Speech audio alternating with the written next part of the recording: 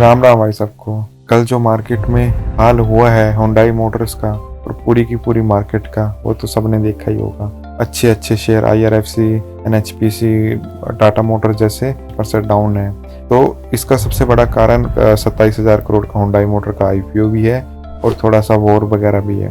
तो Hyundai motor का IPO बहुत गंदा लिस्ट हुआ है। आज 7-8% नीचे डाउन था ये। तो ऐसी लिस्टिंग तो किसी ने एक्सेप्ट नहीं की थी, बट फिर भी जब मार्केट में वॉल्यूम ज़्यादा आता है किसी भी शेयर का, तो वो डाउन जाएगा ही जाएगा, अनलेस और अनटिल उसका प्राइस बैंड कम हो और रीजनेबल प्राइस हो।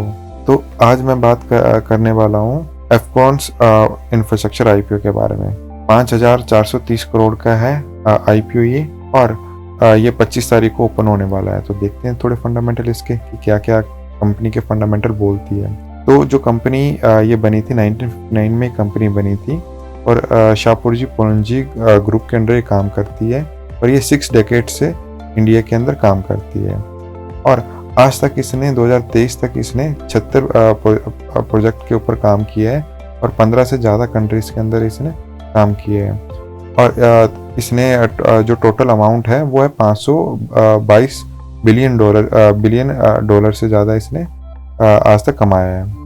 और जो इसके एक्टिव प्रोजेक्ट हैं वो 67 एक्टिव प्रोजेक्ट हैं 13 कंट्री के अंदर, और 348 बिलियन रुपीस या डॉलर जो भी है इन्होंने इनका अमाउंट इनका जो आने वाले दिनों में ये कलेक्ट कर सकती है।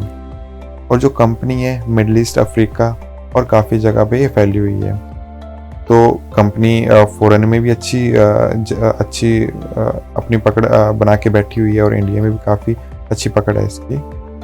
तो अगर इसके थोड़े फंडामेंटल के ऊपर बात करें तो 2021 से लेके 2022 तक इसका रेवेन्यू था 11,269 करोड़ रुपीस का, और 2023 में इसका एक साल में प्रॉफिट इसका 1,000 इंक्रीज ही हुआ है।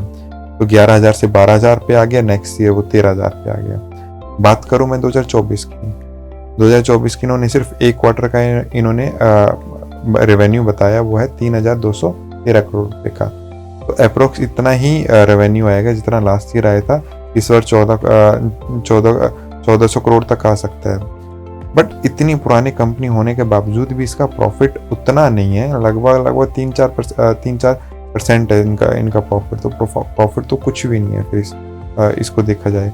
जैसे ये 13,000 करोड़ रुपए अगर कमा रहे हो तो मात्र 357 करोड़ रुपीस बचा रहे हैं इन 2022, और 2023 में 410 करोड़, और 2024 में लगभग 450 करोड़, और इस बार 91 करोड़ अभी। और अगर इनके ऊपर कर्जे की बात करें, बोरोइंग्स की बात करूं मैं, तो 2022 में इनके ऊपर कर्जा था 1,555 करोड़ रुपीस का, और 2 सालों के अंदर इनका जो कर्जा है वो डबल से ज़्यादा हो गया है। 5,555 करोड़ रुपए से 1,555 करोड़ से बढ़ के 3,365 करोड़ का हो गया ये इनका कर्जा। तो कर्ज तो इनके ऊपर काफ़ी ज़्यादा है, लगभग जितना ये साल का कमा रहे हैं उतना उनका टोटल कर्ज है। तो बात करूं ROE पे, रिटर्न ऑन इन्वेस्टमेंट है इनकी 10%, ROCE भी इनका लगभग 15% का है, और इनके ऊपर डेप्थ 0.91 है जैसे कि मैंने ऊपर बात की। और पैट मार्जिन इनका मात्र 2.85 का है, जैसे मैं ऊपर बात कर रहा था कि इनका प्रॉफिट आफ्टर टैक्स 3% है। तो थोड़ा देखें कि कंपनी आ कब रही है, IPO आ कब रहा है ये। तो IPO की जो डेट है वो है 25 अक्टूबर से लेकर 29 अक्टूबर तक आप अप्लाई कर सकते हो। प्री अप्लाई के लिए ये 24 अक्टूबर को आपको खुल जाएगा। फेस वैल्यू 10 है, प्राइस बैंड है इसका 440 से लेके 463 रुपीज़ का, और हम सबको आपको 463 रुपीज़ पे बिड लगानी है। लॉट साइज है इसका 32 शेयर मिलेंगे आपको अगर एक लॉट अप्लाई करेंगे। तो टोटल जो IPO का साइज है वो है 5,430 करोड़ रुपए, वो काफ़ी अच्छा एक साइज माना जाता है। फ्रेश इशू इसमें देखा जाए कितना है, 1250 करोड़ का मात्र 1250 करोड़ रुपए ये फ्रेश इशू नए शेयर जारी कर रहे हैं। बाकी सब के सभी अपने शेयर पुराने बेच रहे हैं। 4180 करोड़ रुपए जो भी प्रमोटर की होल्डिंग है सब के सब यहाँ पे बेच रहे हैं। तो पैसा कहाँ पे जा रहा है?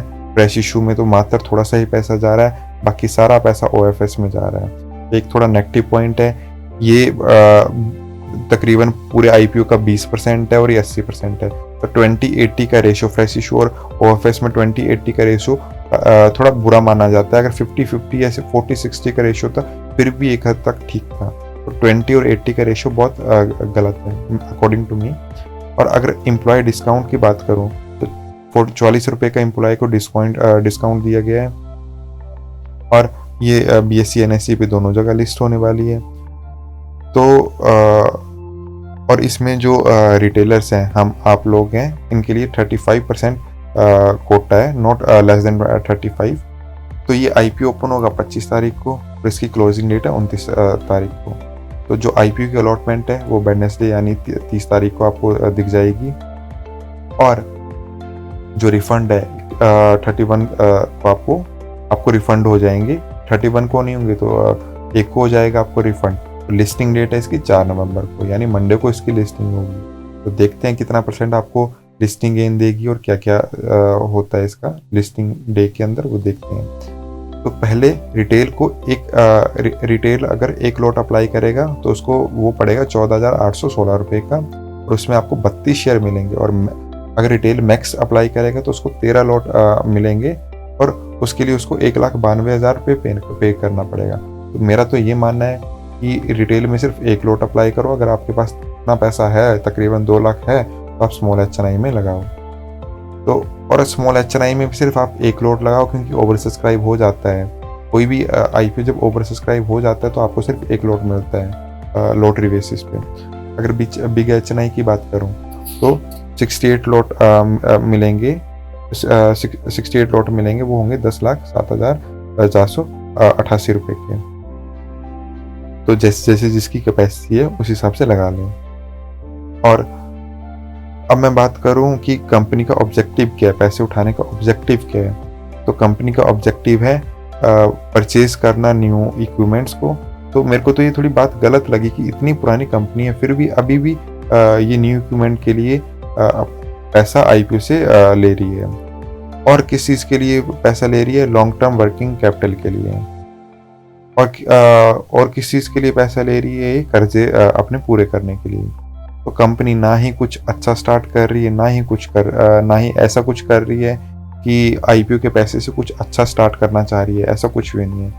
और रही बात इसके जब ये IPO आएगा तो IPO आ रहा है 25 से 29 अक्टूबर के बीच में। और इस प्राइस रेंज में इस डेट के बीच में जितने भी और IPO हैं, जैसे वारे एनर्जीज का है और 1-2 IPO हैं, उन सब का पैसा फ्री हो जाएगा 25 से 29 तारीख के बीच में।